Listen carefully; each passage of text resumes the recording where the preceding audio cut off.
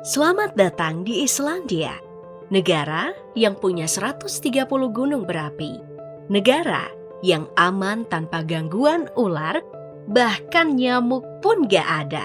Wow, negara yang lampu merahnya berbentuk hati, dan salah satu negara paling bahagia di dunia. Kita akan berjalan-jalan ke negara ini hanya dalam waktu beberapa menit.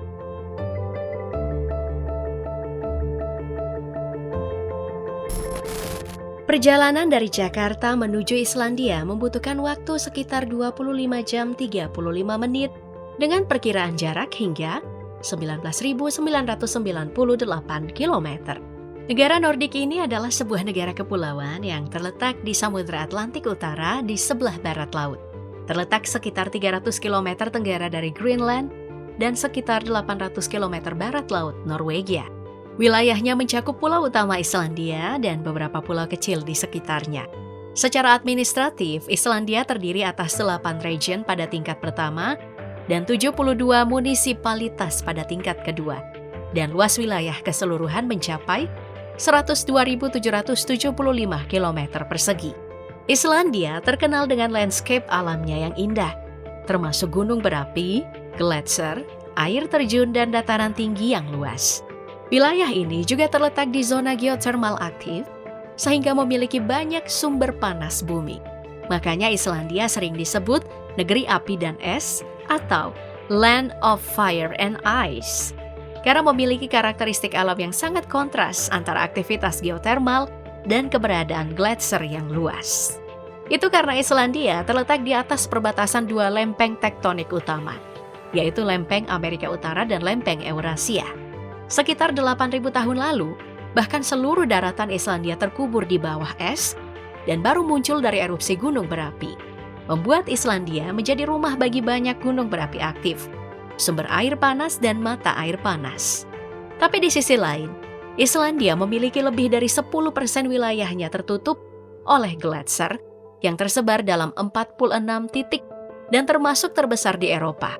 Salah satunya Vatnajökull. Gletser ini memberikan kontribusi penting pada landscape Islandia dan menciptakan banyak sungai, danau, dan air terjun yang indah. Dan di Islandia, kamu bisa menemukan rubah Arktik, mamalia daratan asli Islandia satu-satunya, dan juga satu-satunya mamalia yang sudah ada di sana sebelum kedatangan manusia.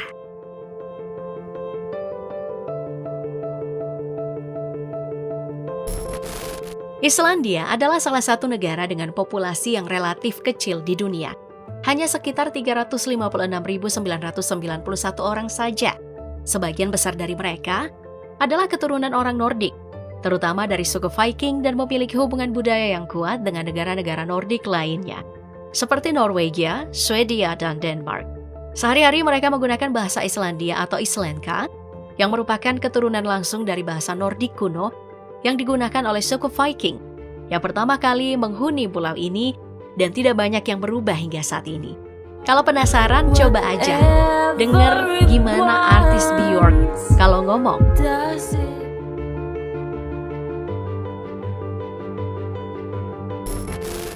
Orang-orang Viking pertama kali tiba di Islandia pada abad ke-9 Masehi, terutama dari Norwegia.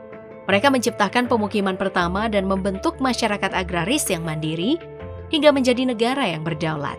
Namun Islandia mengalami periode ekspansi, terlibat perdagangan dengan negara-negara Eropa lainnya, dan pada abad ke-14, Islandia mengalami berbagai bencana alam, termasuk letusan gunung berapi dan cuaca buruk yang mengakibatkan kelaparan. Selama abad pertengahan, Islandia juga jatuh di bawah kendali Norwegia dan kemudian Denmark selama berabad-abad. Hingga akhirnya pada tanggal 17 Juni 1944, Islandia memproklamasikan kemerdekaannya dari Denmark dan mendirikan negara Islandia yang merdeka.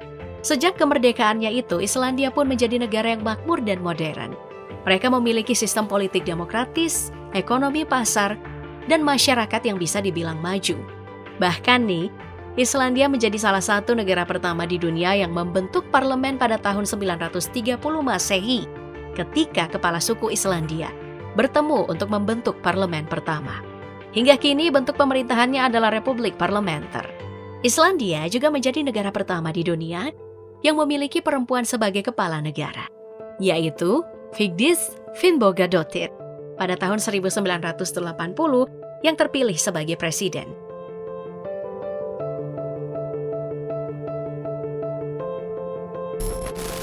Meski begitu, kehidupan di Islandia tidak selalu adem ayem. Negara yang menggantungkan ekonominya pada perikanan laut dalam ini pernah mengalami krisis keuangan yang parah pada tahun 2008 sebagai akibat dari krisis finansial global, di mana nilai mata uangnya anjlok, hingga akhirnya berhasil pulih dan membangun kembali ekonominya. Sebagai negara yang memiliki salah satu perairan yang paling produktif di dunia, Islandia memiliki produk perikanan utama seperti ikan kod, haddock, herring, dan salmon. Selain itu, Islandia juga merupakan salah satu produsen utama ikan paus di dunia, ya walaupun sudah dilarang. Islandia juga merupakan produsen aluminium utama di Eropa, dan salah satu produsen utama di dunia. Soalnya, produksi aluminium mengandalkan sumber energi geotermal dan hidrolik yang murah. Makanya, banyak perusahaan-perusahaan aluminium untuk berinvestasi di Islandia karena geotermalnya. Hingga saat ini mereka masih terus berupaya membangun ekonominya. Karena PDB-nya hanya 27,8 miliar dolar di urutan 111 dari 195 negara. Bandingin sama Indonesia yang PDB-nya mencapai 1,2 triliun dolar dan berada di peringkat ke-17. Berarti kita jauh banget ya di atas Islandia. Tapi walaupun lebih miskin, laporan kebahagiaan dunia menyebutkan Islandia ini sebagai negara ketiga teraman dan paling bahagia loh di dunia. Terus menurut Global Peace Index, Islandia bahkan peringkat negara paling damai di dunia. Padahal Islandia itu nggak punya tentara tetap dan polisinya tidak membawa senjata kemana-mana. Tapi tingkat kejahatan di Islandia itu sangat rendah.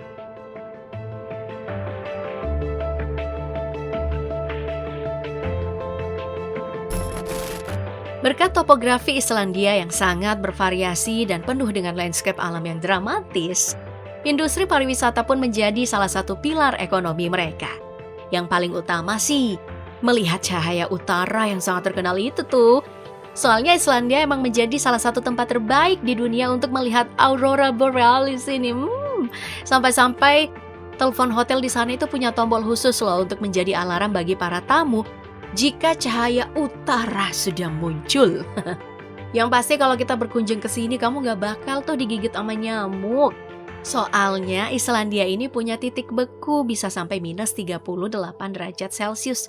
Boro-boro mau hinggap ke kulit, nyamuk di sana emang kagak bisa hidup dan berkembang biak coy.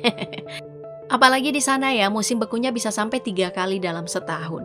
Semua genangan air jadi es, gimana nyamuknya mau bertelur? Terus, bagi kamu yang suka wisata menantang, kamu bisa berkunjung nih ke salah satu gunung berapi terkenal di Islandia, seperti Hekla, Eyjafjallajökull, dan Katla. Atau jalan-jalan ke dataran tinggi yang luas di tengah pulau yang disebut Hals, atau dataran tinggi Islandia. Dataran tinggi ini ya terdiri dari gurun pasir vulkanik, lautan lava, dan dataran tinggi berbatu. Salah satu dataran tinggi terkenal lainnya itu adalah Þjórsárvöllur, atau bisa melihat air terjun spektakulernya yang tersebar di seluruh pulau. Beberapa contoh terkenal termasuk Seljalandsfoss, Skógafoss, dan Gullfoss.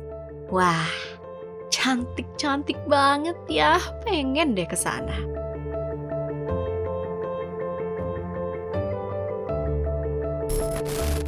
Eits, tapi Islandia juga memiliki garis pantai yang gak kalah cantik loh Pop Gengs, termasuk pantai Reynisfjara.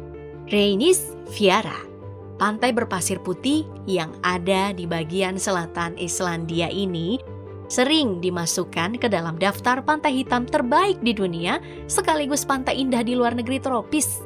Terus nih ada pantai juga namanya Stoknes dengan pemandangan alam berupa gunung raksasa. Ada juga nih pantai Solheimafjörður yang menjadi rumah bagi bangkai pesawat sehingga menambah daya tariknya. Belum lagi pantai Diamond yang memiliki bongkahan es besar nan indah. Yang asli, sun bright like a diamond. Kalau kena matahari ya. Dan masih banyak deh pokoknya pantai menawannya. Sebagai pulau yang terletak di zona geothermal aktif, kawasan seperti Geyser dan Blue Lagoon menjadi contoh dari aktivitas geothermal yang tak kalah populer dikunjungi oleh wisatawan di Islandia.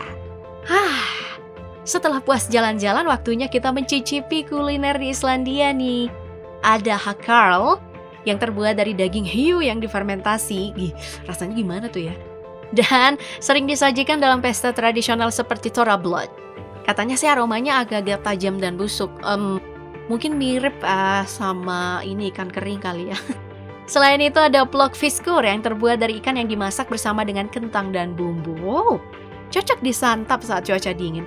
Mereka juga punya hangkicot, yaitu daging domba yang diasinkan, dihangatkan kembali dan biasanya disajikan dengan kentang, kacang hijau, serta saus putih, dan menjadi hidangan tradisional Natal di Islandia. Nah, untuk menghangatkan tubuh yang kedinginan, orang Islandia itu mengandalkan brennivin, sejenis minuman beralkohol khas Islandia yang juga dikenal sebagai Black Death.